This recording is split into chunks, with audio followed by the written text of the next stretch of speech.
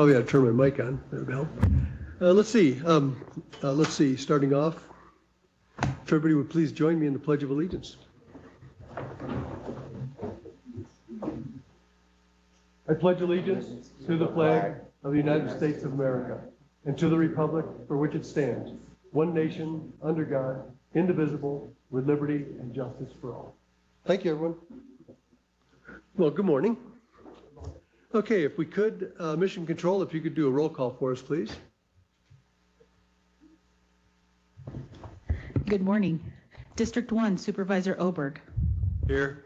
District 3, Supervisor Michaels. And she will be attending online, so she might be a little late. Member Jim Peterson. Present. Member Kevin Osterman. Present. Member Connie Cantelmi. Present.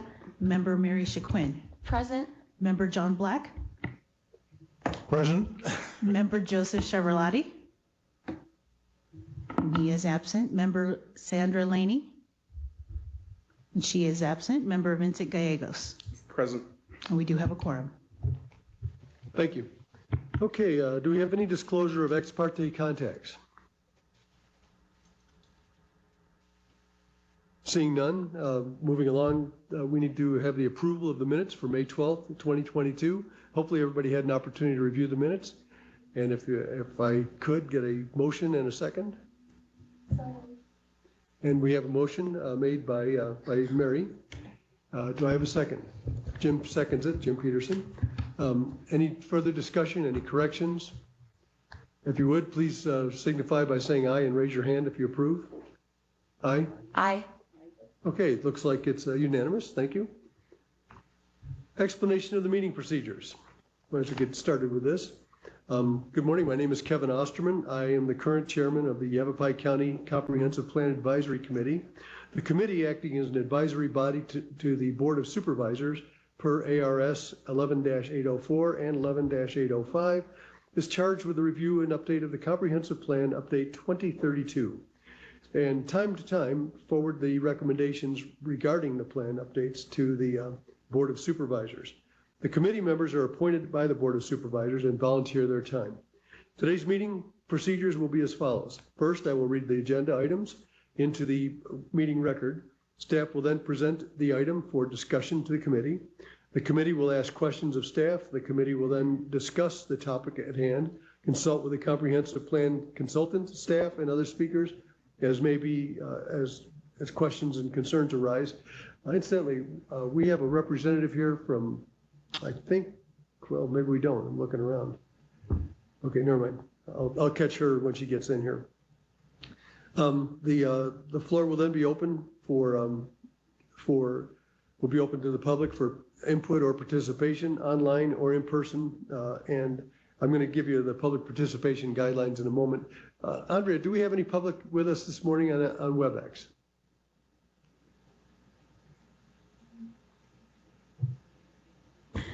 Looks like we have 3 participants. Oh, good, wonderful, great.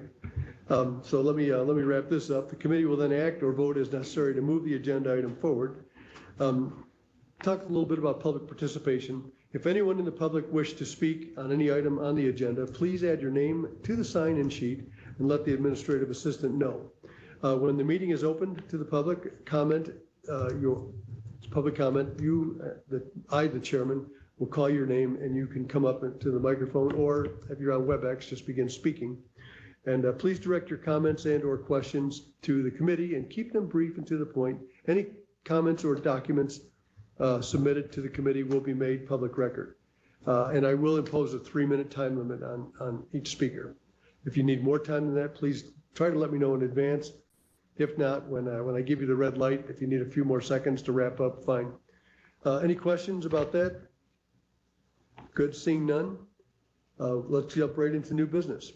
New business is growth area, transportation, and water elements. Revised maps and text based on the comments were sent out. Give everybody an opportunity, or made available, give everybody an opportunity to review them. So why don't we just launch right into our discussion of growth areas, and then we'll move on to the next element. Chairman. Yes. I was reading through the growth area item over the last week, and I was wondering who drew up the growth area comments? The growth area comment, you mean Yeah, the identifying the towns and the comments about them, each of them as a growth area. That's a good question. So I'll turn that over to staff. Yes, sir. Let's see, the growth area, we started that, Good morning, Mr. Chairman, member of the committee. For the record, my name is Kazi Haq. I'm the planning manager. The growth areas, as you know, we already had our original 2012 comprehensive plan. And then we started with that, and I believe what we did was that we discussed among the committee members and then discuss the area that we need to concentrate based on the state statute, which requires us to concentrate on the multimodal aspect of it, transportation, infrastructure, where that's where the growth area needs to concentrate. All of a sudden, I'm drawing a blank. I know that Jessica was helpful in doing some of the work on that growth area. And we have pretty much retained most of the ones from 2012. If you have any particular question, maybe it will wake my brain up. I don't know what's going on because I totally draw a blank. I know we have the transportation was done by Public Works, and water elements was done with the help of Flood Control District. Growth areas, I'm trying to think that I know we all work together on that one. The reason I asked that question was I had some issues with some of those growth areas, the subjects regarding some of those growth areas. Okay. And I'm just wondering who the best person to contact to discuss them would be. You can, absolutely, I'll be your contact. Okay. Yeah, please, I'll talk to you about that. Yes, sir. Good. And Jim, any comments that you have that you can share this morning as we try to further develop and shape this element? Unfortunately, I did that on my computer, and I don't have the computer with me, so Okay. I'll have to backtrack. Okay, that's fine.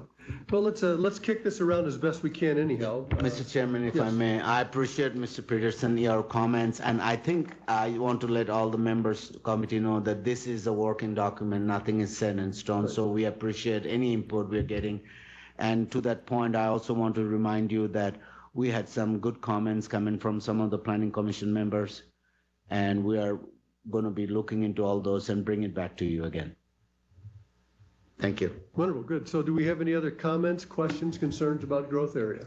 Mary? I have a couple, and I agree with Mr. Peterson, and I think we had the discussion that we need to go back to all the communities to really define some of this. We've made changes to some of the growth areas and how they were articulated.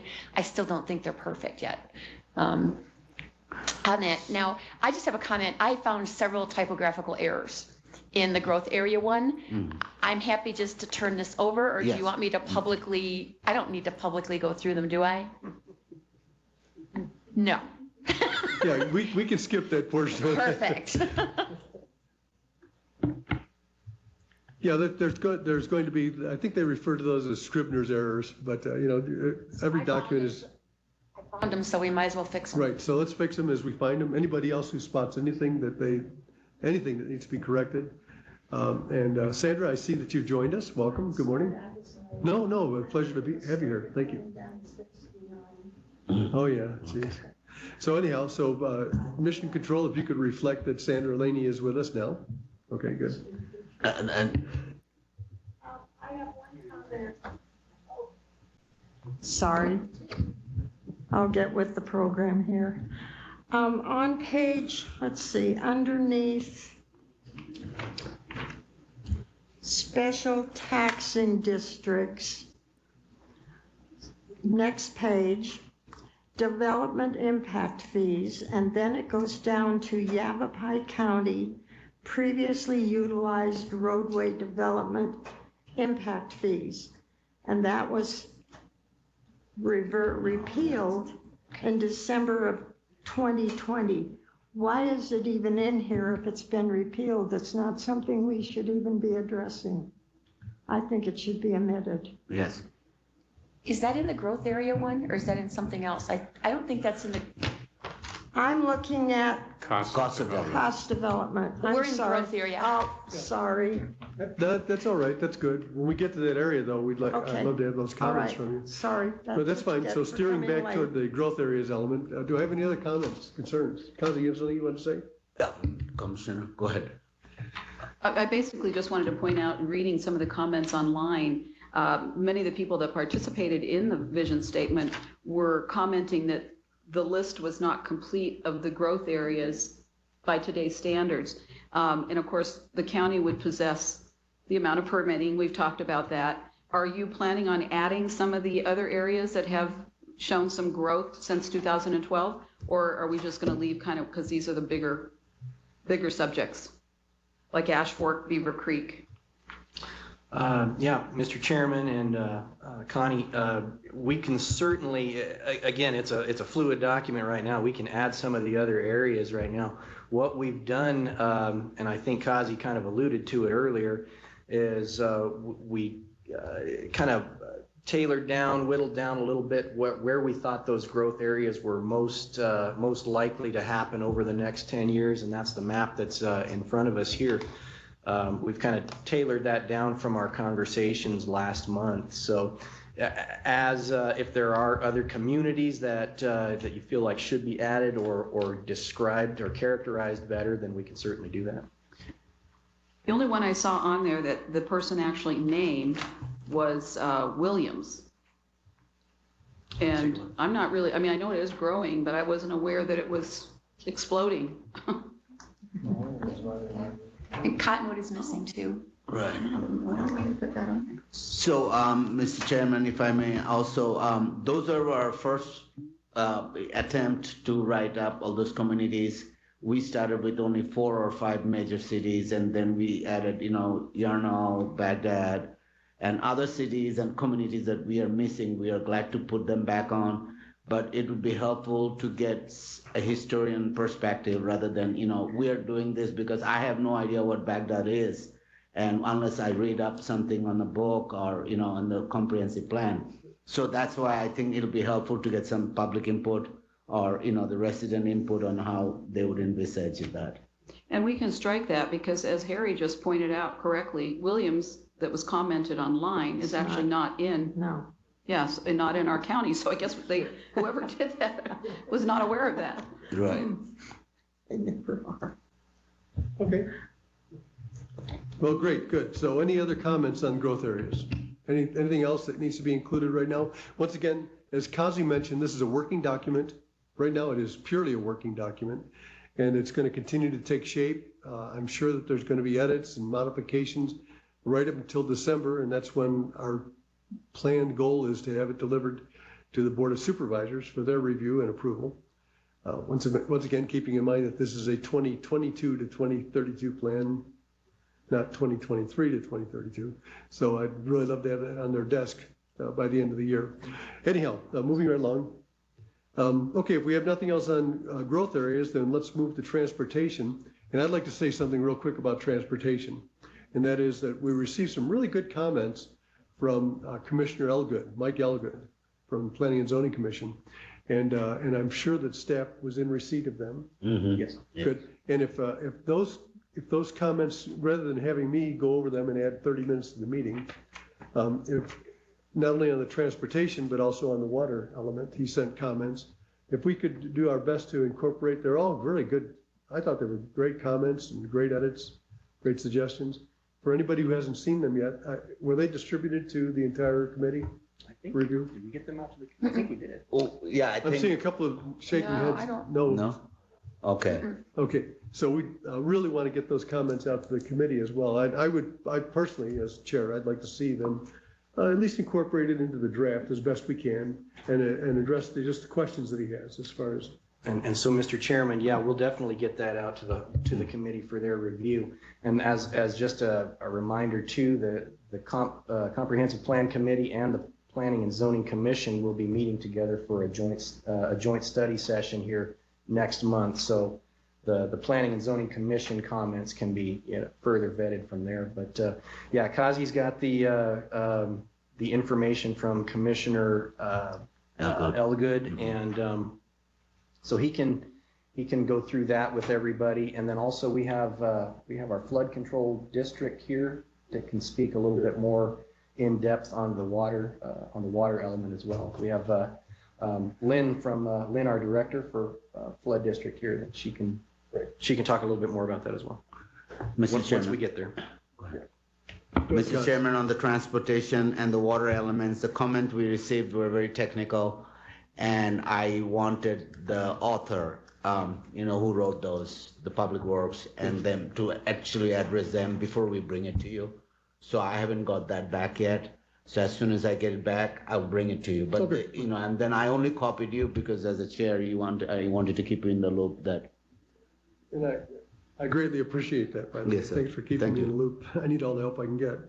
Okay, good. So we're going to have those comments. So let's see, Mission Control. We have some people on WebEx now that have joined us. Okay, good. So anyone who's listening in will know that we're still working. Those are areas that are still in play. We're still working on. Okay, moving right along. Let's talk about transportation. Other than my comments on transportation, did anybody catch anything that they would like to see corrected, edited, addressed? Okay, why don't we start with you, Mary? I actually just have one thing, so I'm looking forward to staff giving more comments on the transportation. And this may not be feasible, but I was reading under some of the history, and we talk about the background, and under transportation agencies. And I know we've got official agencies, but I would appreciate the east side, whatever it is, the Verde Valley Transportation entity being included here, because it looks like there's nothing as regarding the transportation agencies under the initial pages, like through page 3. I know it's addressed later in the document, but if it could be included, because it really is a pretty formal entity that looks at transportation on the Verde Valley side, if that's possible. Okay. Jeremy, you had Yes, comments? sir, Mr. Chairman. We can certainly add that back in. Okay, good. Yep. Vincent, do you want to say anything? Okay, so yes, John, please. Just one quick comment. I've been noticing, especially in the last year or so, there's a new technology that has emerged in the transportation area, and that's e-bikes. These electrically assisted bikes. I think it's becoming an alternative mode of transport now. It's not just a recreational vehicle anymore. People are riding to work and so forth. And we've talked about making provisions for alternative transportation with lanes alongside roads and so forth. But I think we really need to think about what's going to happen over the coming years as far as people shifting from driving their vehicles, their cars, to these e-bikes. I was really surprised. I was took a couple days off and went down to Coles Ranch near Payson, and I was very surprised. Went in there, and right next to the main house, they have an electric vehicle charging station set up there. Kind of caught me by surprise. So they're starting to pop up now, here and there at least, accommodating different transportation needs than we have right now. Jeremy, did you have something you want to add?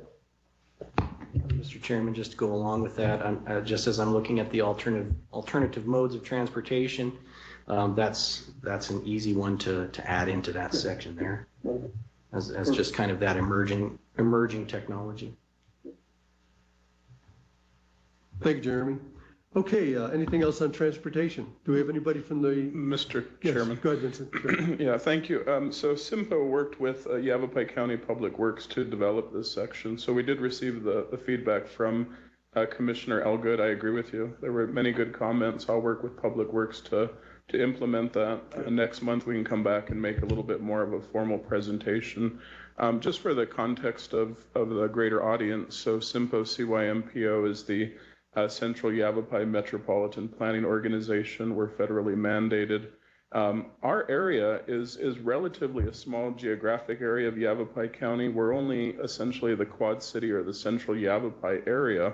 So geographically, we only cover maybe about 5% of the entire county, but 2/3 of the population is here. So an MPOs exist throughout Arizona. They exist throughout the United States. They're mandated for urbanized areas that the census designates anywhere with a population of 50,000 people or greater. Our focus is transportation planning, regional, long-term transportation planning. So when Kazi and Jeremy reached out to us, we were happy to work with them, with Public Works, and NACOG is the other planning organization for the county.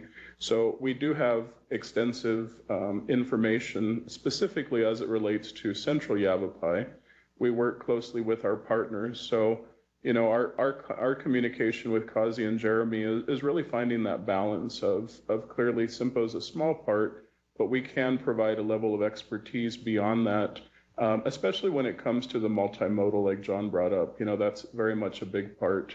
You know, we make a lot of news, if you will, for highway widenings, major road projects, but we're multimodal in planning. So it is public transit, it's bicycle, it's pedestrian.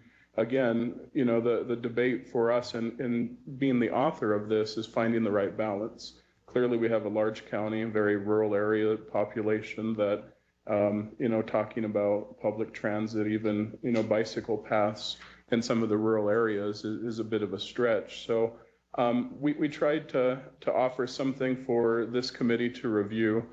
Please, by all means, provide feedback. We'll work again with Public Works to try and address Yavapai County, but just wanted to put that out there. And if there is additional information that's needed, we're more than happy to provide it. You know, one of the major plans that SIMPO does is our 25-year transportation plan, which essentially looks at, again, our area, our region for the next 25 years.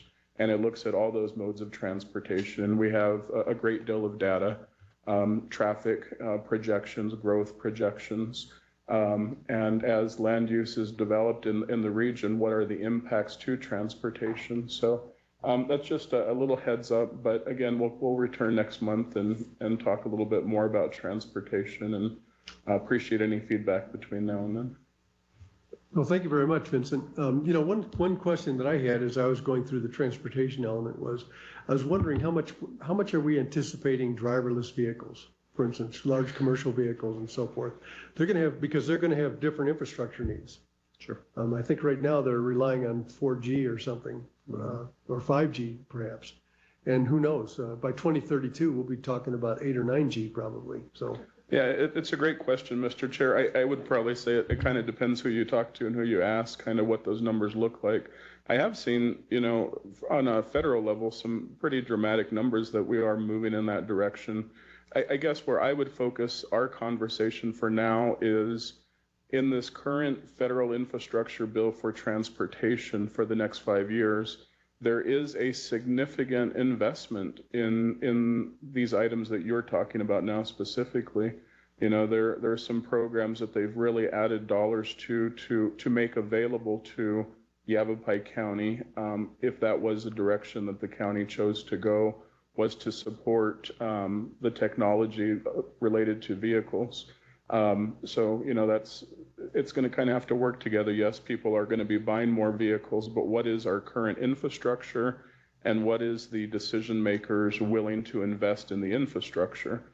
You know, and we are, as an organization, we are looking at applying for those funds and trying to make certain areas improved with the infrastructure to support that. But I do think it's going to be a balance of back and forth of what the decision makers are wanting to do in that area. Kazi? Thank you. Yeah, go ahead. Mr. Chairman, I have one question for Mr. Vincent, who is a subject matter expert. From what I understand on our discussion with Public Works and SIMPO, Public Works has certain constraint on what they want on the road to happen, because I know, like, for example, on a lot of development, the sidewalks and, you know, having things that they have to be maintained is something, you know, they are very careful how that goes about. Then, like, putting bike lane, that's an additional. Then we have a mixture of state route and also the interstate, and that is handled by ADOT. So those are some of the things we need to look at. Is that correct? That is correct. And again, kind of back to specifically my area of expertise as I was a part of this. Again, we have 4 incorporated areas in SIMPO, which again, our focus here is primarily the unincorporated areas.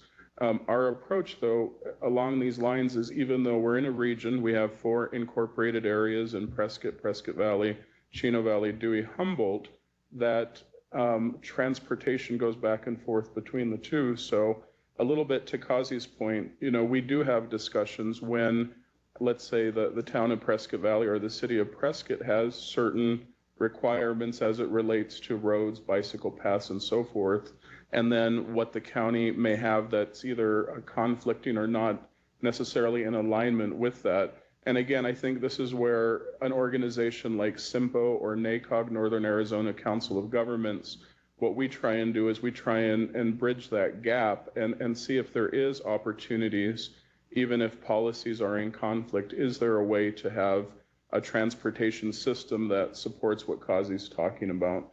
So at times, you're right, Kazi, there may be policy that prohibits certain bicycle paths, which you're referencing.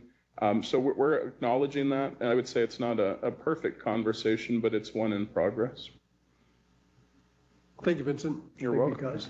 Chairman? Yes. May I Connie, make a please. comment on that too? As Dr. Black was talking about, you were mentioning e-bikes.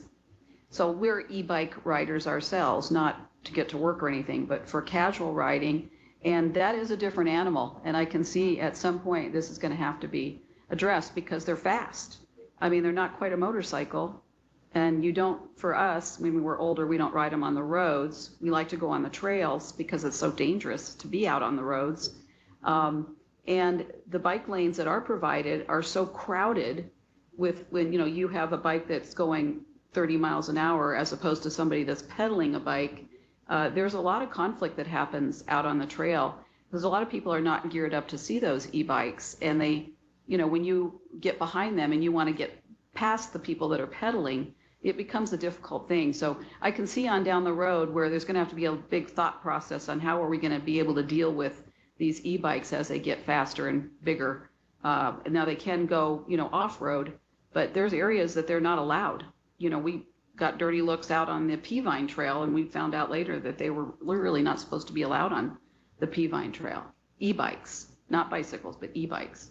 So Is it a sign that says no motorized vehicles or something? Or? no, but some lady yelled at us and said that there was, and it was an ordinance, not a sign. I never did get to look into it, but I'd have to kind of follow into that. But another comment too, Vincent, to you in particular, has there ever been any discussion at all in Arizona to maybe rectify the train that used to exist between Phoenix and Prescott?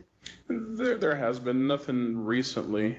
Again, and I do think there's opportunities though with some of the funding, especially for rail right now. Yeah. Where we're seeing some very substantial investments in areas that just haven't been much of a buzz in the last couple of years. But so yeah, I think that could be, but there hasn't been anything recently. Well, I was part of a committee years ago. We researched the land that the original railway went on through Black Canyon City, and many of those parcels had been purchased through state land, purchases, and to be able to go back and capture that property would pretty much be impossible. There have to be alternative, routes for those train tracks.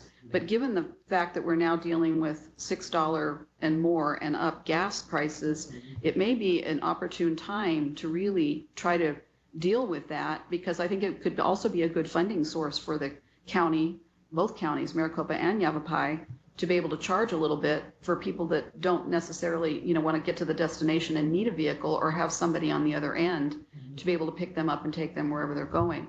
But they would be able to get from Phoenix to Prescott much quicker with some kind of a collaborative deal with, many cities, big cities are doing that now. But just a thought, I was just curious about that. No, and I think Mr. Chair and Connie, I think great point. I think kind of listening to a little bit of this discussion makes me think that this element, this chapter needs to have kind of an innovation paragraph. Some of these things that little bit of thinking outside the box. Technology is another part of that. We're not going to talk about this again for another 10 years, so what does our environment look like with, again, as Connie mentioned, gas prices? That's a huge part. So what is the impact, on our roads and on people that are getting behind the wheel? Is it, does that allow for a transit conversation a little bit greater? Are there alternative things? Is it something like the train that hasn't existed here for a while, But I would like to see, and we can work on it, you know, a paragraph that inspires kind of a menu of things that should be for consideration over the next 10 years. That's a little bit on the innovation category. Thank you for those comments. Yeah, it's, you know, actually, this is more than just a vision of what we have now. It's also our crystal ball that we're supposed to be able to look in and kind of predict what the future is going to look like. Good luck. But Mary, you had a comment, Yeah. and then Harry next. It builds on the rail perspective. I think someone needs to talk with Clarkdale. They've gotten funding to do bridges and to really start to use the rail system up there. And they've got a 142-acre property they're looking at for commercial development. And they're really looking to expand the freight options through that. They've got to get the bridges in place. So I think we might want to talk with Ruth Mayday or someone else to get some more details about where that's going, particularly with freight. Okay, good. I got it. I can do that from Jeremy. So perfect. Good comment. Thank you. Okay, anything else? Yeah, I've got a couple things. First of all, I think taking a look at this transportation section, it seems to be very Quad City centric.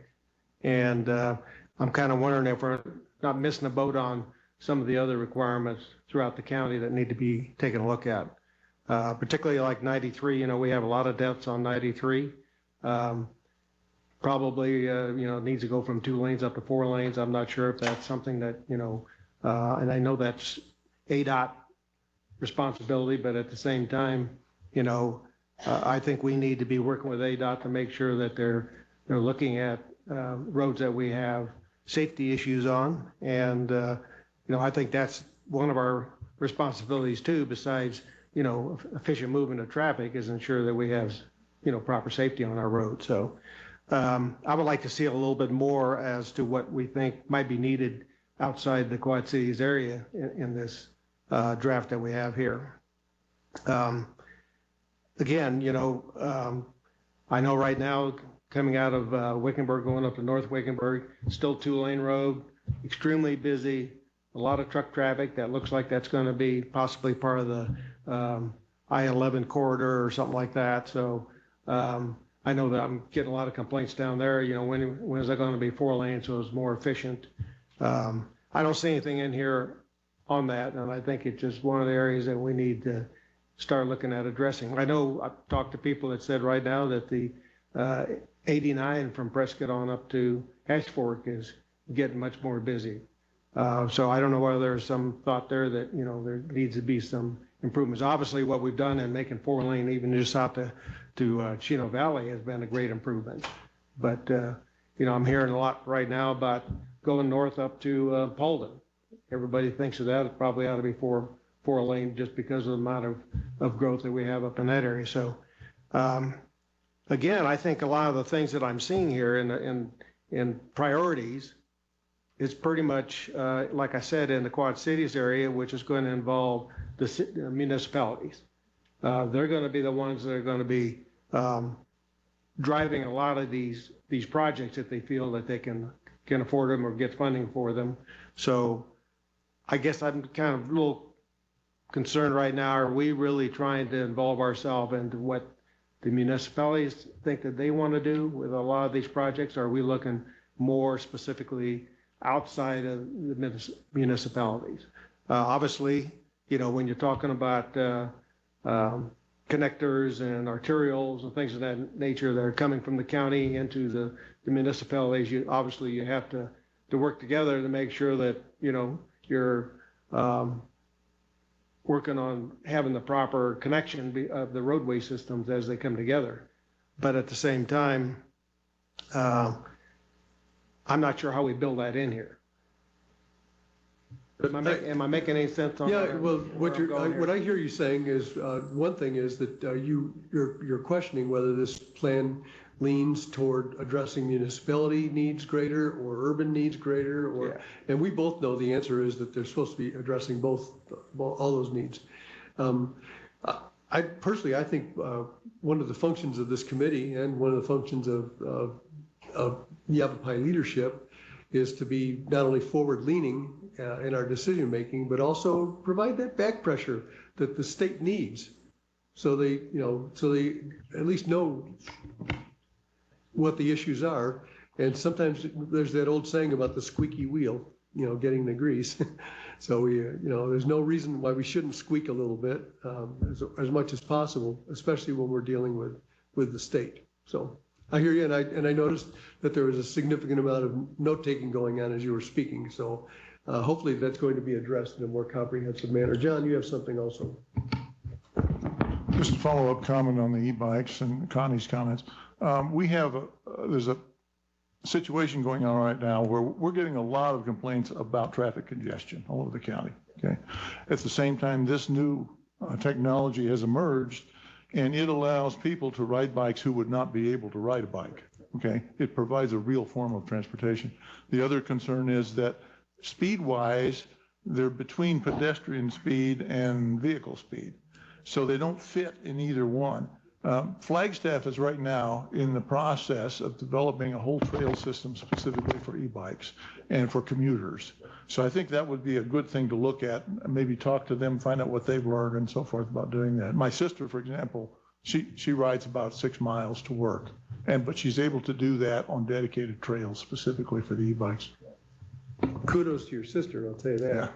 Yeah. Mr. Chair. Yes, Vincent, please. Yeah, just to go back to Supervisor Oberg's comments, I'm definitely in agreement. I think we've gone through a few drafts internally with that in mind, and we just had, I think, a few weeks ago, we looked at it, and again, I, even though was a contributing author, said my concern is it's still too Quad City focused. So we kept trying to adjust that. So please keep scrutinizing it, give it that feedback. I will say again, for at least our region's purposes, SIMPO's purposes, Yavapai County is a part of that. I mentioned the Quad Cities, but Yavapai County is a part of that, both on our executive board through Supervisor Craig Brown, and then our technical committee through the Public Works Director, Dan Cherry. So, it's something as we look at how the region operates, and I think Supervisor Oberg explained that very well to say that there's a lot happening within the incorporated areas, but the ADOT facility or the state facilities going between the two, and the counties contributing to the priorities of transportation. And even though it may not be under their jurisdiction, they're providing a recommendation and support for that. So we are trying to find that balance. I don't think it's quite there yet, and I appreciate his comments and would, in the next month, appreciate more comments that hopefully we can find that right balance, because I do get the purpose of the comprehensive plan. So to try and find the balance between unincorporated, incorporated, and what just is overlapping and needs to be addressed in some way. So I appreciate it. Mr. Chair. Yes. Who would be the appropriate person to contact if we want to make recommendations about roads, such as Supervisor Oberg, the roads that he mentioned, and I have a couple in my mind out in Williamson Valley Road that I think should have some attention. What's the appropriate way of getting that into our consideration? My reflexive answer is Public Works. Yes. But you're asking. I think you're asking more about a specific point of contact within Public Works. No, I'm talking about in the general plan. We're talking about widening roads, right, changing roads, and improving transportation. And if we have some suggestions, who's the right person in our committee or in our area to discuss that with, or to list it so that at least it gets consideration at some point. I think let's let Jeremy answer that question. So, yeah, Mr. Chairman and Committee Member Peterson, in the context of the comprehensive plan for, the kind of future growth that we want to see in specific areas, I would suggest that Vinny and his team probably are the ones to really address that and determine whether that should be incorporated or not. And since he's been working, he's been working diligently with his team on this element. If we're just looking at, making a suggestion that a roadway needs to be widened or something like that in a specific area, then, we would contact Public Works specifically for that. Thank you. Please, Cos. Yeah, Mr. Chairman, member of the committee, like Vincent mentioned, this is a joint effort from Public Works and Cpac. And Public Works definitely has their own direction given to them from the board, and they have certain responsibility moving forward. So they're being very cautious to make sure that what they're putting in out there as a policy document, that they've been able to uphold it moving forward. But it might behoove us to have maybe somebody from Public Works to come and talk to us in the next meeting, or so they can contribute some of the thoughts you have right now. Okay, thank you. Harry, you had something else. Yeah, if I remember correctly, during the budget, we get I think a 5-year plan from Public Works on what they have as anticipated projects and when they think they're going to get the funding and where it's going to happen and all that. But that's near-term stuff, and I think we're really looking more broadly and a little further out than what they're looking at. So even though they can give us probably some good input, I'm not sure that Public Works is going to give us a lot that's going to help us in this plan right now. I don't know whether or not Supervisor Michaels has come on, but I do know that Cornville Road is a major issue down in her area and with Supervisor Gregory. So again, it goes back to what I said earlier, that I think we need to be looking outside the Quad Cities area, because there's some very substantial issues. I've had many people complain about Williams Valley Road, the amount of traffic on that. Why don't we have a turn lane? Why don't we have whatever you call those lanes where you can pull off to make a right-hand turn? They think there's a need for a lot of improvements there, and I think there definitely is. I think the idea of the 4-lane road going all the way to Sligman is probably totally outside of this plan's purview, but that was even anticipated 10 years ago that they would possibly do something like that. The last thing I think I'd like to say is public transportation. We really haven't talked about that yet here today, but I know when I was with the city, we did a couple of studies to take a look at, what was the possibility of having public transportation, particularly between, Chino to Prescott to PV, and, was there something there that was really workable? Basically, what we found out was that to make it to where it was going to pay for itself, what you had to charge in ridership was probably more than what people would want to pay. So the question was, how much were you willing to subsidize that? And who was going to subsidize that? Was it going to be county? Was it going to be county municipal?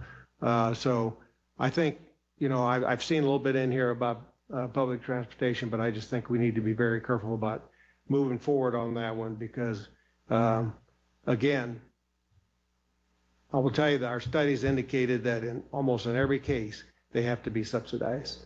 So that becomes an issue for a lot of, people, particularly if we go into a period of a downturn.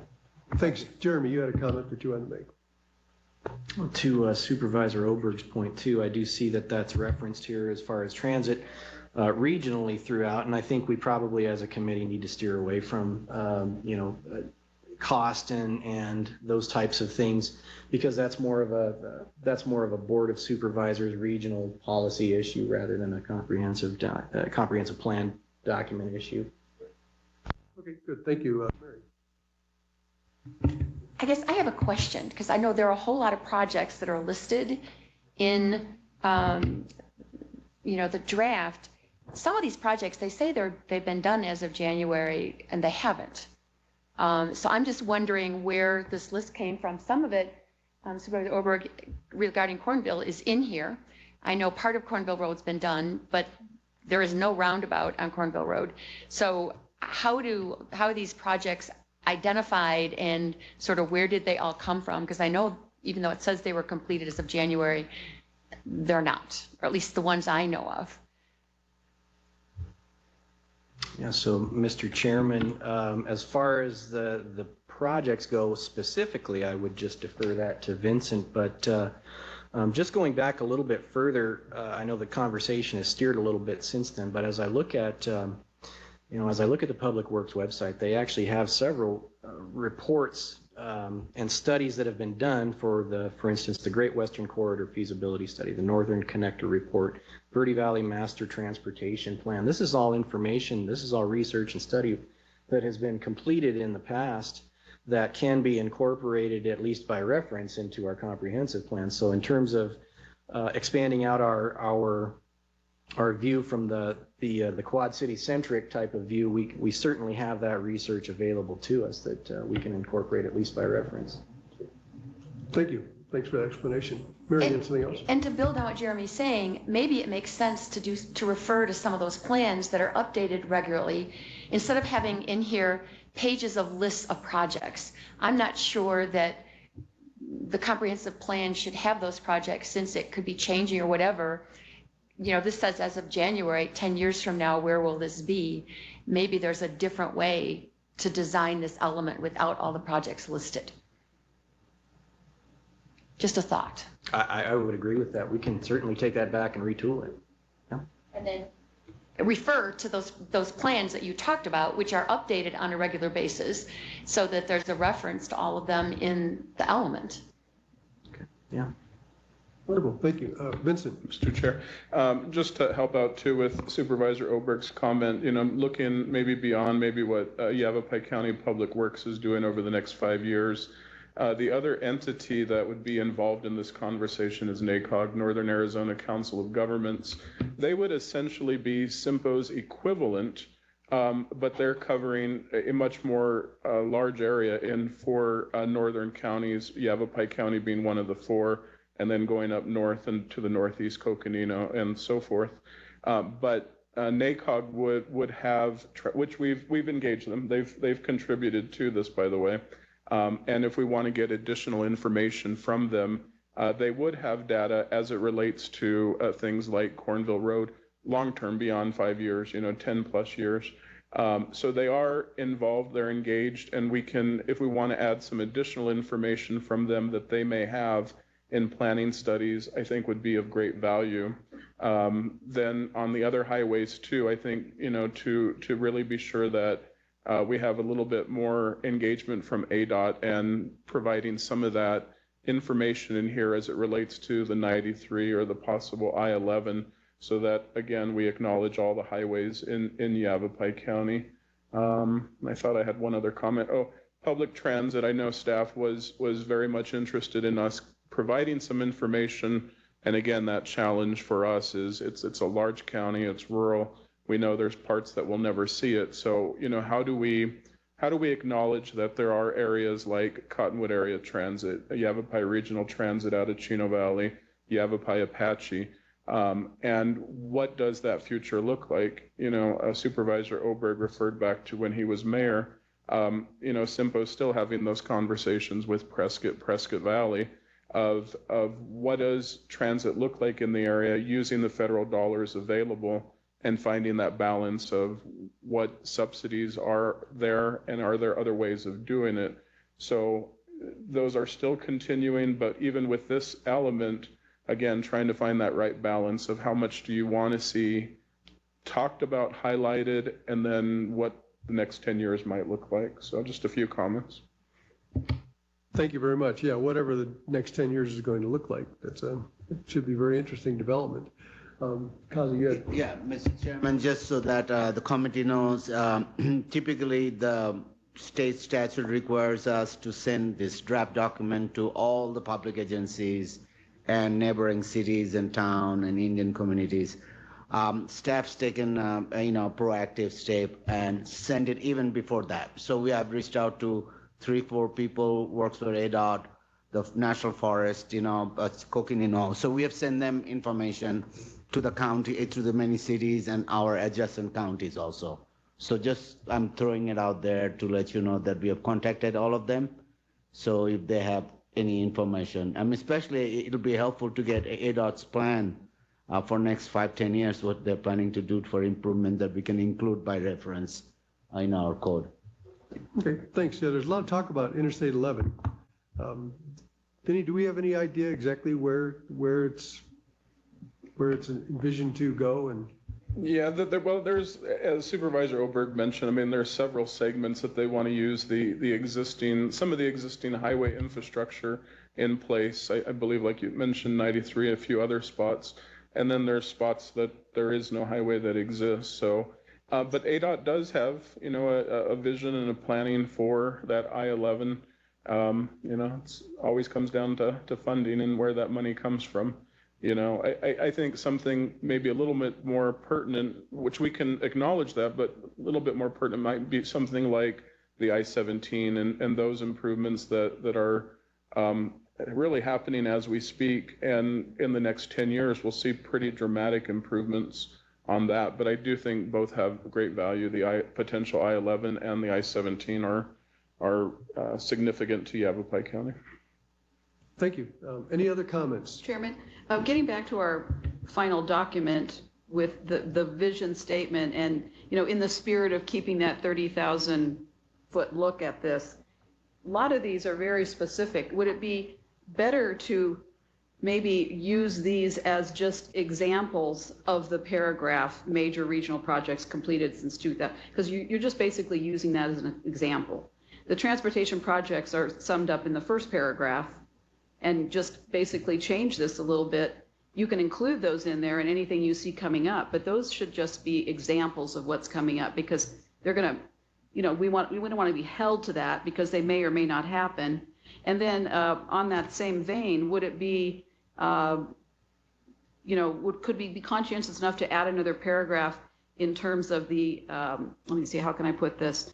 The future vision, so that we're basically conveying that in our vision plan that we realize there may be changes in the future based on need, and that the county would be open to that. And then just period, leave it go, because we don't want to close that off. We want to basically say, yes, we are open to changes as a county as the need arises. For example, what's happening right now. Did you, 4 months ago, ever think the gas was going to be $6 a gallon? That's going to force some change as those types of things happen in the country. And to convey in the vision statement that we have vision, we should maybe put a paragraph that basically states the county is open to, changes that happen in the county or whatever, nationwide.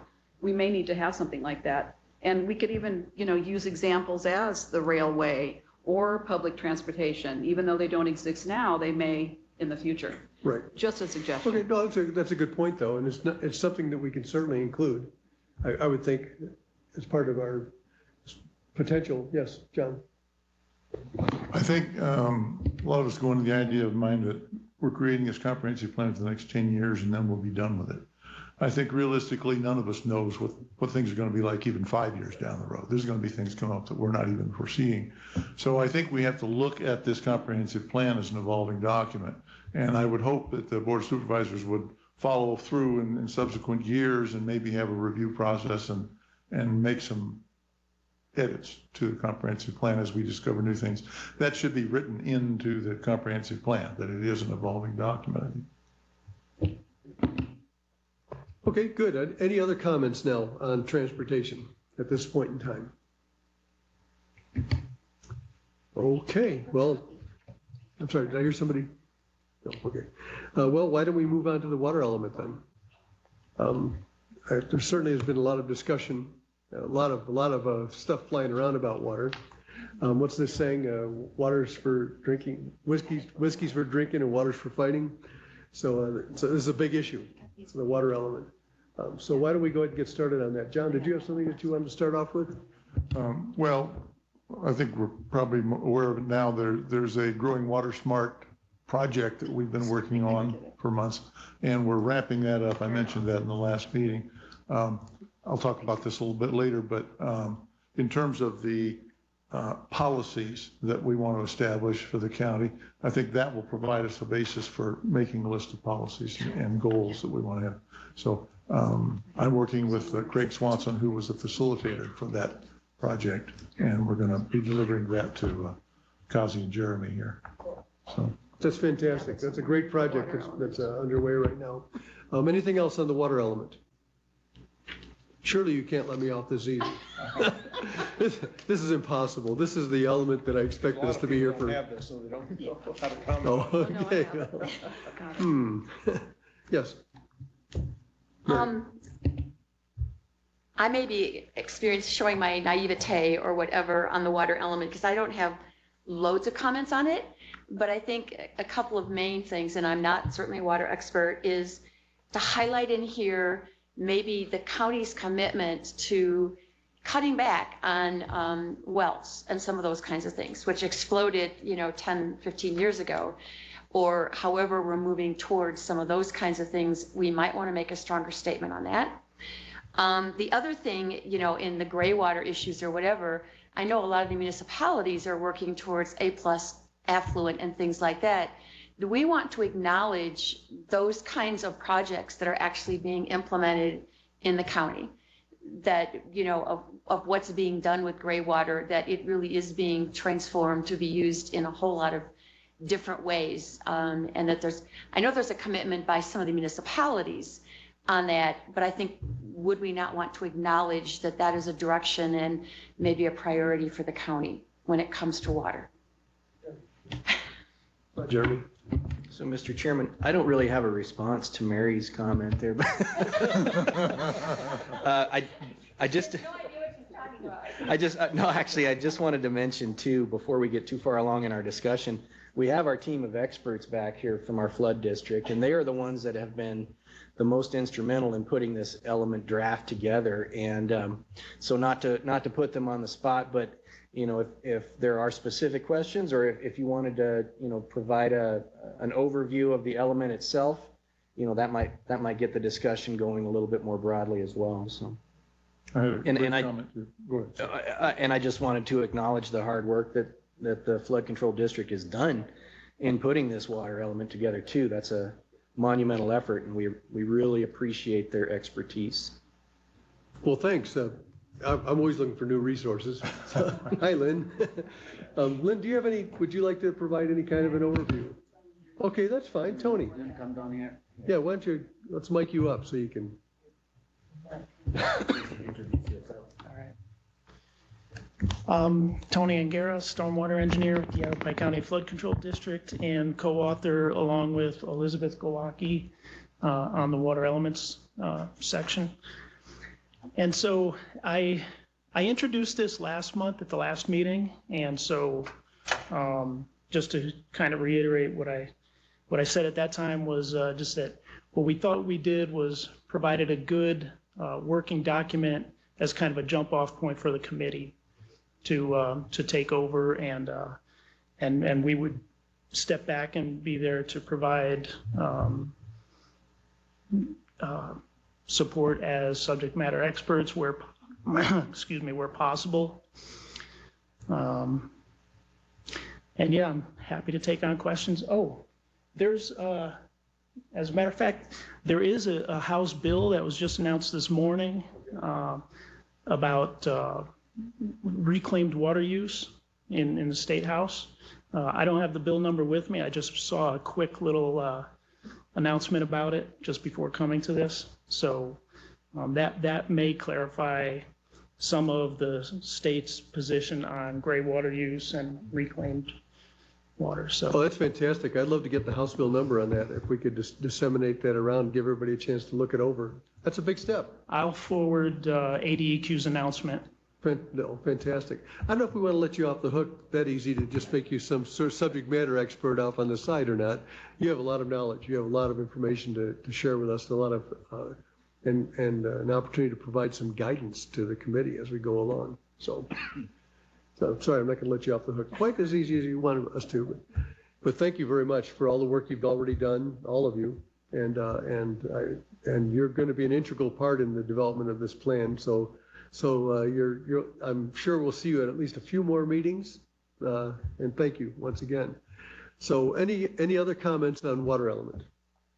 I had a comment. Yes, John, please. In response to Mary's comments there, this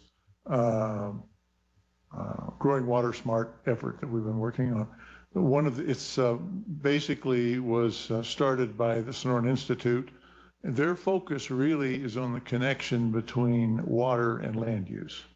And, we have two separate elements in our comprehensive plan, but I think you could argue that you really can't separate the two.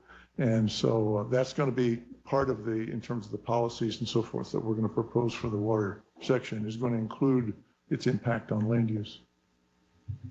I think we want those elements to be mutually supportive is what we're looking for, so that, one doesn't do damage to the other. So that's a good point. Thank you for raising that. Do I have anything else? Yes, Connie. I just had a question on one of the paragraphs here, 1, 2, 3. It looks like it makes a statement that, let's see, new developments of more than 6 parcels to demonstrate a 100-year water supply for its residents for approval by ADWR. What is the what is the document that they must obtain, and who gives out that assurance of a 100-year supply anymore? I've read different legal briefs that there is none. So what does happen with that? Curiosity. I see everyone looking at me. So, I'll take that back. I agree there are multiple sources of information on that and often conflicting, unfortunately. So I'll go back to ADWR's specific definition and how they want it to be looked at, and I can provide that. I think for all intents and purposes, that's exactly the way we want it to be addressed. I have a question. Am I using the wrong element document? Because this is what I have reviewed, and what Connie has, what you have, are two different documents. What is your version, though? 1.0. That looks like, This is the one that was sent out in the email. that looks So like 2012. Might be the original one. really, okay.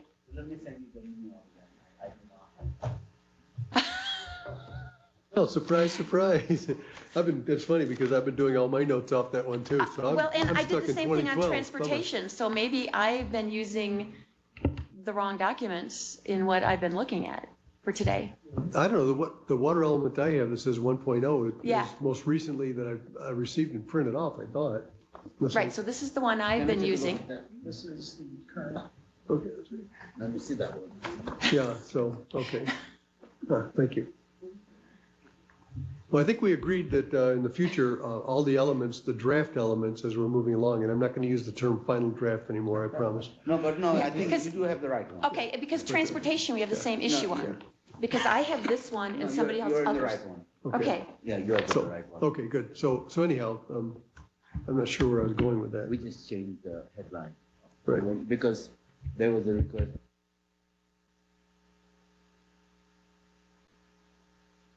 Right, that's right. In fact, that's where I was going.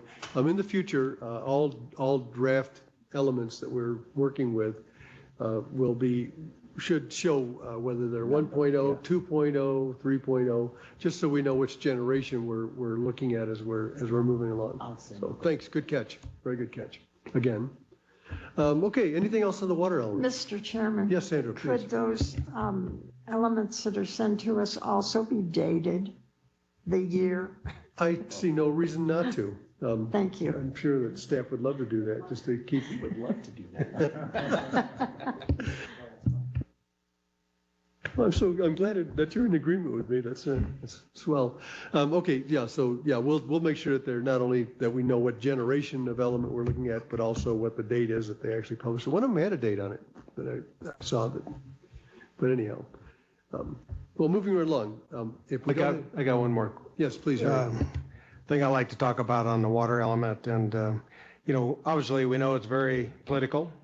Basically, the legislature is responsible for water policy, but they have provided some opportunities down to our level. And maybe we ought to state what some of those policies are that have been given down to our level that we can consider as we move forward in the future. And of course, one of them is water adequacy, mandatory adequacy, and right now they're still talking about rural management authority. So all of these probably ought to be just mentioned in here briefly, just so that we know that these are possible current policy initiatives that we could take, or others that are being developed right now and looked at very strongly. And I can tell you that the RMA, even though it hasn't passed yet, in any of the previous legislative sessions. I think it has a strong possibility of moving forward, if not this year, next year. And right now with the governor's intent to look at, I think, putting about $1 billion into water infrastructure, also trying to come up with another state water commission. You know, we don't know where this is going to go because everybody's saying, well, if you have a water commission, do you need ADWR anymore? Or, you know, are they going to be competing? You know, is one going to be over the other one? One going to have greater authority?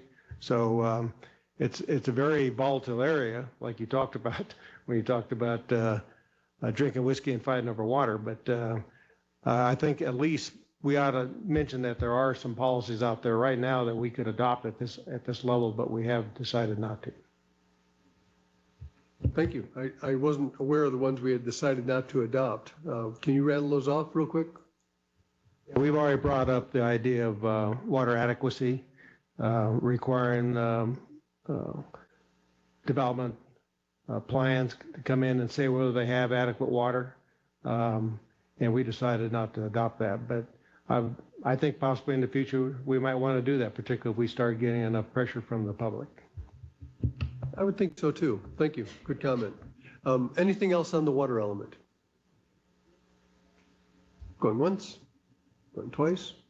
Okay, good. Well, let's, I guess we'll continue to move along. Next is going to be revised maps and text based on content, comments received. Kaz, if you would, please. Yeah, Mr. Chairman, member of the committee, I just wanted to point out to the map that's in front of you. Those are our, you know, I guess the second or third version of revision we did based on the comments we received. We have included, we have reduced the size of Chino Valley. That used to be a pretty large size. We have reduced that. We added Winkleman out there, the unincorporated area, and some other comments you did. So that's one version. I'll be glad to send you an electronic copy of that. Or if you can access that, because a lot of times these files are very heavy, large, you cannot send it out. So we will provide you a link, and if you have any other comments, please let us know. Yeah, and if you sent it out, where would your doorstops be? You know, would you? Okay, some of these documents, you know, we publish them. They're this thick, and by the next year, all we're using them for is a doorstop. You know, but hopefully. Yeah, I mean that's a good point. Okay, so moving right along, I believe the next thing on the agenda is for staff to brief us on the cost of development element, the introduction. Yes. If you would, please. Mr. Chairman, a member of the committee, again, this was another new element we are dealing with right now.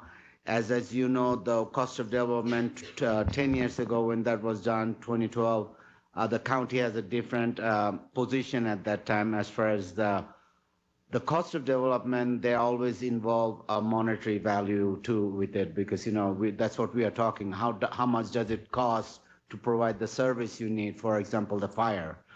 So when you build new homes, there's a cost because you have to provide that public safety, police, fire, road infrastructure. So they all has a dollar value attached to it. But recently what we found out, so John Frock, our contract planner, he drew up a draft, just 3-page, 2-page. We sent you a copy, I think recently. He drew up this document as a draft, and we engaged Public Works to discuss and talk about it. And then we found out that the county does not have any more impact fees, zero, nothing. And except for what's allocated through her federal, you know, state money and all that. So there's no money. And so I bring this to you to give us direction. Where do we go from here? If there's no source of income coming in to talk about cost of development, where do we go? Because, you know, it's not the same thing as it was in 2012. Well, when you say coming to us for guidance, obviously you're not coming directly to me for guidance. No. Good. Well, what do we want to do with that? Committee, what do you have to say about that? Anyone? This is kind of a general comment. This is a very good example of the cost of development element, but it applies really to all of the elements. Right here, it says Arizona Revised Statutes requires that the comprehensive plan contain a cost development element that identifies policies, and strategies. Okay, and I want to emphasize the term policy there. Down below that, it says this element shall include, it has an A and a B, and in the B it says a component that identifies policies to ensure that any mechanisms that are adopted by the county under this element result in beneficial use. The key word there is policies. Right now, the structure we have at the end of all of our elements, we basically have goals and objectives and then comments. There's no policies. So what I would like to do is structure, I mean, if you go through, first of all, I don't understand the difference between a goal and an objective. It's not clear in my mind. Secondly, as I go through the list, for example, of the objectives, I see some of them sound like policies, some of them sound like an implementation. I can give you a couple examples, but so what I'm planning to do, Kazi has been so kind as to send me docx files for all the elements, but what I would like to do is go through what we have right now listed as goals and objectives and comments and try to structure them to give us goals, policies, and then implementations, as Kazi has pointed out. The implementations would be specific actions we're going to take, and that would be modifiable over time. We expect that as we learn more, we'll be changing those. But our policies, basically, I sort of wrote a little short definition of what I see as the term. A goal is, goals define long-term results that we want to achieve. Okay. Policies provide guidance for decision-making to ensure that goals are not forgotten during day-to-day decision-making. So, an example, growth area maps should be used to outline specific geographic areas that are good candidates for growth. That's a policy, okay? The county should give preference to development within growth areas that already have water systems. That's a policy, okay? An implementation might be growth area maps should be created and updated annually to reflect growth. Okay, that indicates this is something that we're going to do this year, and then next year we're going to, take another action to try to update the maps and so forth. So I'd just like to see a better structure. When you're talking about a plan here, all of this preliminary information is background information, talking about the revised statutes and what we need to do and all that. That's fine. But the plan itself is in the form of goals and policies and implementation. So it's very important that we structure that and make it very clear so we know, are we following the policies or are we not? Are we achieving the goals or are we not? And are these actions achieving the goals that we want and implementing the policies? So I'm proposing, I'll take it upon myself to go through these various elements and try to structure them so it's a little more clearer at the end. And I would submit those for distribution to everybody in our next meeting. That would be fine. In fact, that's exactly the way I would like to see it happen, is if you could submit your comments directly to staff, let staff sort things out and determine what needs to be disseminated and disseminate it as best they can.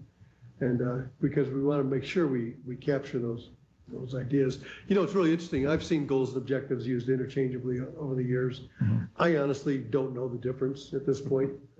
I couldn't tell you, well, the reason they call it a goal instead of an objective is.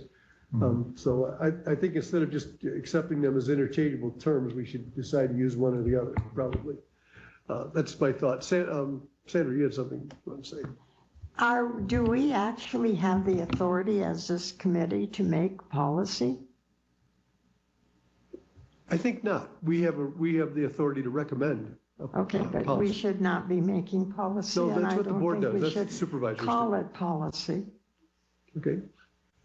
That's a supervisor's decision to actually establish policy. All we do is make recommendations. Yes, Kaz. Yeah, Mr. Chairman, member of committee, I take Mr. John Black's point very well. I mean, point well taken. But I also want to kind of refer to you that over the years, all the examples I've seen from other cities and town, the format, the way they have this text, and the end of the section, they have goals and objectives. That's how it's done everywhere. An implementation chapter is a separate chapter altogether that talks about all the things that the county or city needs to do based on the previous elements. So they're not like A, B, and C, like where you have goals and then you have policy and then you have implement. It's not done that way, but if that's the direction you want to go, it's your choice, because I just want to point out how it's done everywhere else. I'm just saying that I want to submit something for consideration. Obviously, the staff has information I don't have about what you can and can't do and what resources you have and all that, but I'm just saying I would submit it for review. Yeah, we don't really, we're not in a position to drive staff to do anything, to aim you in one direction or the other, only to make recommendations, suggestions, and we're all basically, essentially, we're all one team. You know, it's not, there's no real boss here. We all know what needs to be accomplished, and I think that we're all professionals. And yes, go ahead, Jeremy.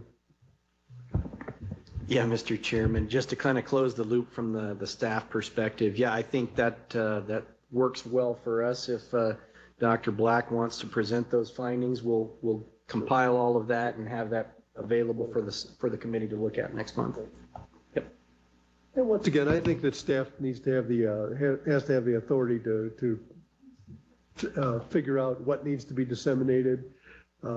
Perhaps if there's some editing or some clarification required in advance, and then once again, staff makes the determination how and where and who it's going to be disseminated. That's your authority. So, anyways, so there. Yes, please. Okay, go ahead. Can I also recommend that we get the actual verbiage for the statute? The statute, which states 11-807C4, requires that the comprehensive plan contain a cost of development element that identifies policies and strategies. Is that the correct verbiage of the actual statute? Because if we're developing strategies, that is opening a Pandora's box. So is that, I'd like to know if that's the actual verbiage. It says identifies policies and strategies that the county may use to require development to pay its fair share toward the cost of additional public facilities needs generated by new development with appropriate exceptions when in public interest. But there was, if I'm not mistaken, another statute that struck down the ability for the municipalities to charge impact fees. You're right. Okay. So I think what we need to do is identify the actual verbiage of the statute, and we can maybe start that right off in the first paragraph and work off of what it actually says. Good. Mr. Chairman, yeah, staff will be glad to provide that copy. So when we are providing a draft, we'll provide you a copy of the state statute that reference that, so you have the opportunity to read both of them. Because I think if once we have the opportunity to read the actual statute, it may be just very short and simple how we respond to that as a county. Yeah, I agreed. Wonderful. Thank you. Do we have anything else on the cost of development element? Staff? Harry, please. I'd like to go ahead and add to what Connie talked about. I know sometime back municipalities could impose a lot more in the way of impact fees, and then the construction industry went to the legislature and got those significantly reduced. So there's a lot of, we have less opportunity today to impose impact fees and requirements on development. So I think we need to have whatever the latest legislation is or policy so that, or statute, so that we're making the right decisions here. But I think the other thing that I'm looking at is, I think we need to take a look at, are there any metrics out there that require us to look at, like right now in North Prescott, they're saying, okay, I think there's a standard right now that from the time a call gets forwarded to 911 to they actually have somebody on site, it's I think 10 minutes. They have to have somebody on scene within 10 minutes. Obviously that's not going to happen out in the rural areas. If somebody calls 911 because of an accident down around Kirkland, I can tell you it's going to be an hour and a half before you get an ambulance there. You might not even get a fire truck to even show up even if there is a problem. So I think we do need to take a look at, are there any available metrics out there that we need to be looking at that would drive us to say, okay, it's time to put in some kind of infrastructure to support growth in a particular area. And I'm not sure I'm seeing that in this thing right now. Thank you. Any other comments? Sandra. I have one comment. If you notice with all of the discussions that are going on in the county and the towns about development, I think the majority of the opinion of the homeowners or the residents is growth must pay for itself. So I know the impact fees have been reduced significantly, but we need to think on how we can get growth to pay more for itself. And I'd like to see that in here. Think outside the box. Harry, please. Well, I'll say one way you can do that is when you have somebody come in with a planned area development is negotiate. And I know in North Prescott, there's been negotiations with Ron James and Jim Chamberlain on property that would be used for a possible police substation or for a new fire station to be put in. So I think that's part of it, you know, that where they already have negotiated land that could be available, but that's not going to pay for the building or the staffing or anything of that nature. So, you know, I hear this quite often from the public, you know, that growth needs to pay for growth, but at the same time, you know, because of the statute, that's limits us. But I think there's some negotiating points in getting to the approval on a planned area development that you can build in some potential to defray some of the cost. Yeah, go ahead, John, please. With regard to that issue, do you have the same latitude on subdivisions as you have on planned area developments? Is there negotiation that goes on, or is there just a set of rules? Yeah, basically it's all negotiation, yeah. Please, Scott. So what happens in the when you substantiate, Sandra, like that as a builder, and a planned area development goes before planning and zoning, the negotiation takes place based on the stats provided by the police for crime rate, service area, and the fire department. The infrastructure, which is down below, is something that most developers will cover 90% of that. But when you're saying, when they're using that term, growth must pay for itself, they're referring to the services, because we as taxpayers have to provide a fire department, a police department. So those are the statistics that you use to negotiate with those builders. But you know, the end result is it goes to the end user. So the person, you know, purchasing those homes, that's all those numbers are divided equally among the amount of units that are in the planned area development. So that will drive the price a lot also, which is why the Arizona Home Builders Association got involved and was able to hire some really good attorneys and you know, turn down the impact fees because they were deemed, I don't know if it was unconstitutional, I'm not sure what the term was, but that's how that was taken away. Excessive, right? Because it was getting passed on to the end user, which is the home purchaser. So that's where, you know, they caution everybody. But the reality is they do need police department. They do want and are required to provide the municipality as the fire department. So those costs do get passed on to the taxpayer and the homeowners. Thank you. Thank you. Good point. Appreciate that. Anything else on the, yes, I'm sorry, Sandra. Back to Connie. Explain to me what a CFD is then in comparison to impact fees. CFD is like if you buy a home in Stone Ridge in Prescott Valley, you have a CFD which pays for all of the things that you're talking about that are not the building itself, all of your, improvements. And so the homeowner's paying for that. What's the difference? That could be, the CFD must be an acronym for, you know, something, I'm not sure. Yeah, it's a Community Facilities District. There you go, exactly, but they have to form that district. You're right, it's a taxation district, and it goes back to the homeowners. Right. But that's after the fact. When we're talking about like the community Stone Ridge, when they were required, you know, went through the pad development, they were required to provide statistics and requirements for, like, for example, a fire truck, an engine to make a turn, so that to determine the size of a cul-de-sac, for example. So they have followed all that. They put up a certain amount of the money, but the maintenance of it, it goes back to the homeowner, and they have to form that taxation district. Again, that's negotiation when you're doing the pads. Okay, thank you. And I believe when a district is formed, essentially it's based on a percentage of people who vote to agree to the district being created. I think it's a pretty high percentage. I don't know No, what it is, it's a 80%? vessel. It's a vessel to be legally allowed to charge the taxation. Got it. It's a legal vessel. Right.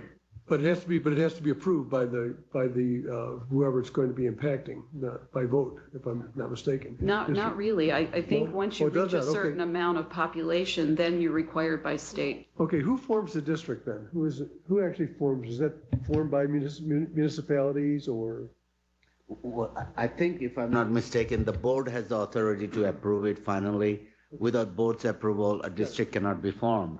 So you could have a water district, you could have a sewer improvement district, you could have road improvement district. A lot of times, in county where they have a subdivision out in the rural area and they have to maintain and keep up with the road, they'll form an, improvement district called CRED, County Road Improvement District. And that has to have the blessing of the Board of Supervisors, otherwise it cannot happen. Good. Thanks. I knew somebody had to vote to approve it. Anyhow, okay, anything else on cost of development on that element right now?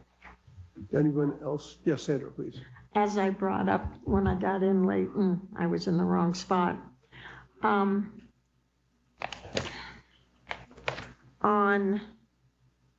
special taxing districts, paragraph that says Yavapai County previously utilized a roadway development impact fee, originally adopted in 1998. After changes to enabling statutes, the roadway development impact fee was repealed in December of 2020. Why is that even in there? It doesn't pertain to anything right now. It's passed. It's over. Jeremy? Yeah, Mr. Chairman and Sandra, yeah. That's just reference information. It does not pertain to anything moving forward, but it was just an information to let the reader know that that was a previous source of revenue for the county in the past. But because it can be removed. Yeah, I think it just confuses the issue. Okay, if it's not relevant, we can certainly remove it. Thank you. Thanks for pointing that out. Anything else on cost of development? Okay, going once, going twice. Well, it looks like we're on to the comp plan schedule. Staff? Okay, Mr. Chairman. Again, I think we provided you a copy of the updated schedule that was done in May 19th, just of last month. We looked at our all the work we still have left to do, including your land use element. That's one of the heavy work because we haven't even started that, but we wanted to finish off the open space, water, transportation, and growth area by end of July. So we are proposing some open house and Cpac joint meeting with Planning and Zoning Commission.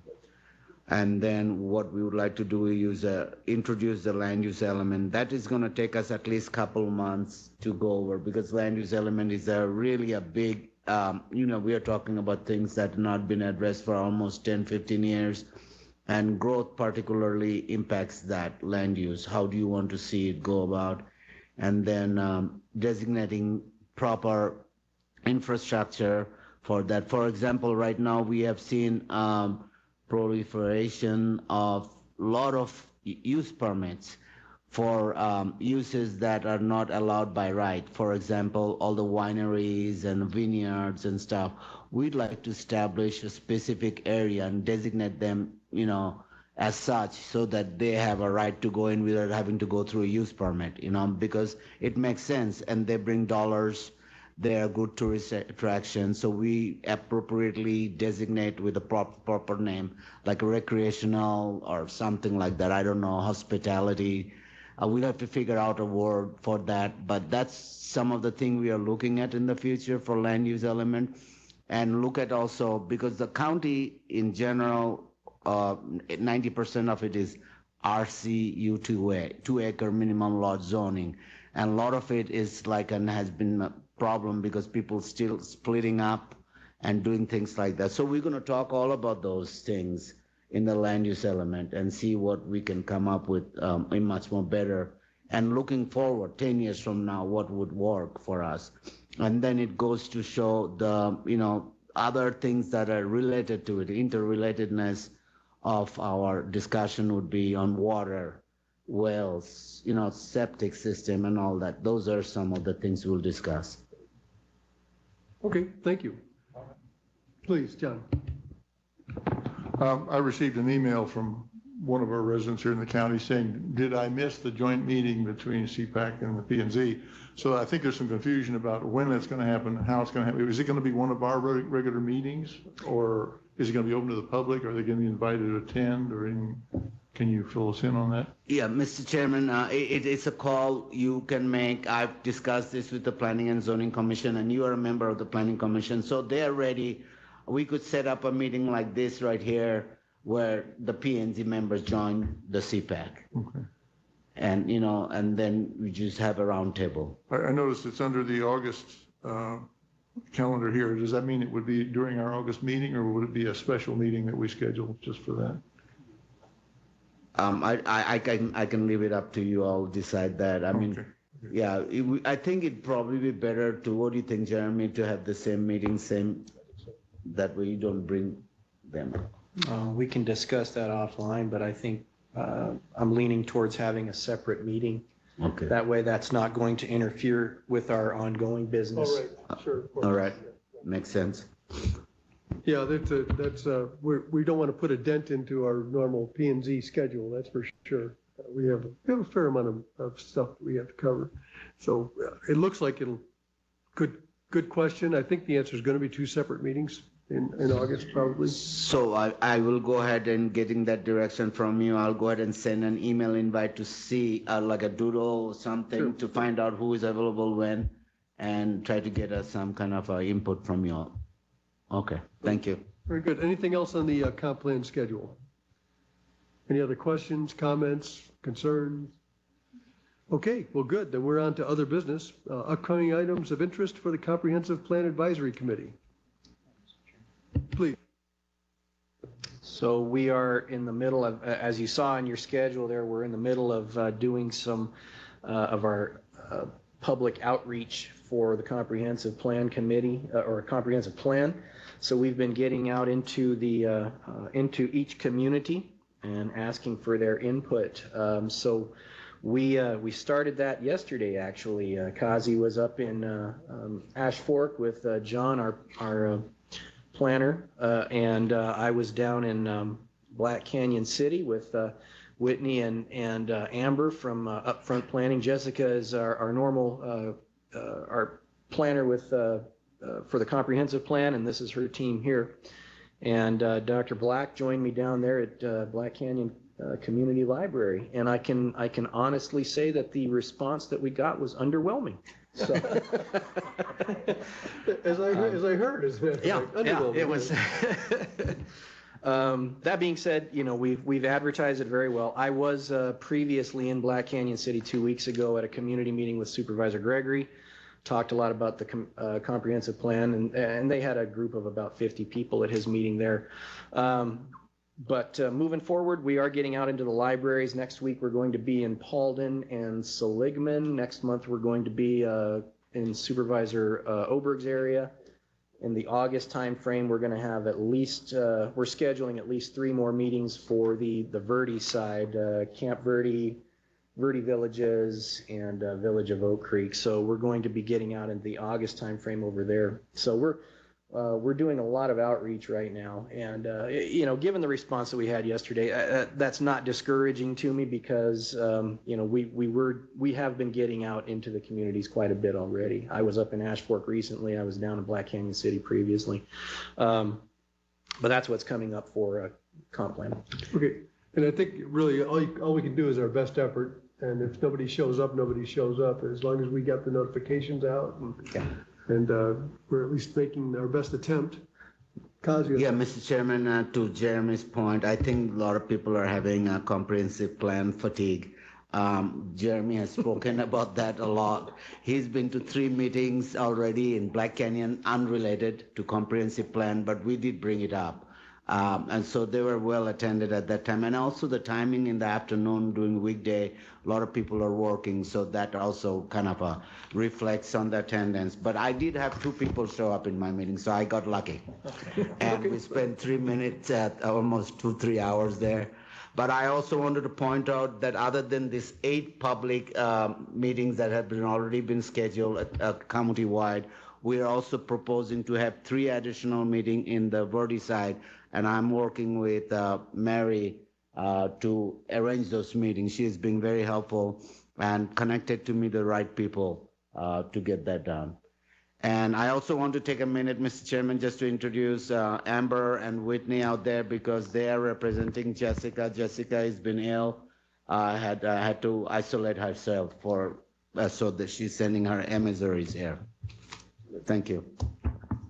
Thank you very much. I think that speaks volumes for Jessica that she was able to get some emissaries here to be with us and provide some representation. Glad to have you here.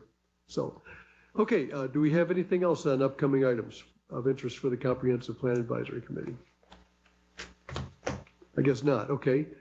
Next up is my favorite here, roundtable for committee members for any topics not included on the agenda. Yes, John. I just wanted to bring up something. I have in my hand a document here that was sent out to us this time, Cost of Development Element 2012 Comprehensive Plan. Okay. I keep seeing our current work as being advertised as the 2032 comprehensive plan. This is confusing. And I'd like to suggest that we label this the 2022-2032 comprehensive plan. I think that would remove the confusion. I can explain that. Maybe it's my problem. What happened was that because we did the cost of development draft 1.0 that you got, this was the other one I wanted you to compare it. That at that time when that was written, the way it was written in 2012, that's why I pointed out 2012 comprehensive plan, meaning it is from 2012 comprehensive plan. It's not any other comprehensive, you know what I'm saying? Well, I'm just saying that the plan covers a 10-year period. Whether you put the beginning or end, it doesn't really label it. If you put both years with a dash between them, I think it would make it clear. Sure. I mean, no, but what I was just trying to say, this is very simple, that document you have is from 2012. Understood. That's all it was. And nothing more. Don't read too much to it. Because basically all I wanted to show that I gave you a draft, the new one that John wrote, and that one, I wanted to separate those 2 ideas. But my mistake, I apologize for that. And not to create any other great burden for the staff, if anyone has any questions, if you ever feel any confusion about something and you go, wait a minute, what's this date all about? I recommend that you immediately yes. That we defer that to staff to provide the clarification for that. So, okay. Well, I got a please from the director, so. So moving right along, any other roundtable for the committee members? Anyone else have anything that they would like to address that's not on the agenda? Okay, good. Well, now it's time for call to the public. Mission Control, do we have any public that would like to talk with the committee? Yes, we have Thomas Bonk, and I will unmute him. Okay, good. Good morning, Thomas. Good morning, Chairman. My name is Thomas Bonk. I'm the Vice President of the Beaver Creek Community Association. And I have a comment about the use of growth area. Reading this description of the growth area seems to include 2 elements, infrastructure and the use, high intensity use. Beaver Creek, you put Beaver Creek in there and identified an area, but it does not include use. It's only includes transportation. It doesn't really fall under what I would consider as a growth area that includes infrastructure and high intensity use. Even the transportation area that is identified on the map is incorrect, as it skips 2 areas of the greatest importance roads, which would be a northbound exit out of Beaver Creek area and second road for emergency exit from the east side of the creek. There's only one road and one bridge that you can exit that area from. Both of those areas are completely ignored in the map. The only other comment I have is on the community outreach, the surveys, for response. We did our own survey here. We just completed it, and we've got 300 responses. That doesn't seem to be a way to get that information included in the comprehensive plan. The moratorium on the use of vision statements, community vision statements, was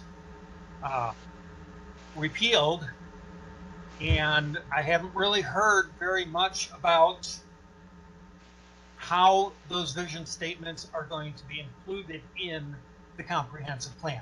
Thank you. Thank you, Thomas. Thank you very much. Good comments. And I think, I don't know, as far as incorporating those concerns. Yeah, Mr. Chairman, I heard a lot from Mr. Bonk. As a committee, I don't think, since it's called to the public, I don't think there's anything there that we can act on as a committee. But you know, to his point about his surveys, as we're gathering as much information as we can from every area of the community, we're happy to take that in. He can submit those to staff, and we'll certainly be happy to vet through those. Wonderful. Thank you. Do we have any other public that would like to speak at this time? No. Okay, I got a no on that. So, well, I know you're all very disappointed to hear this, but unfortunately, I'm going to have to call it adjournment now. So, if nothing else, at least I kept us under noon. Yay!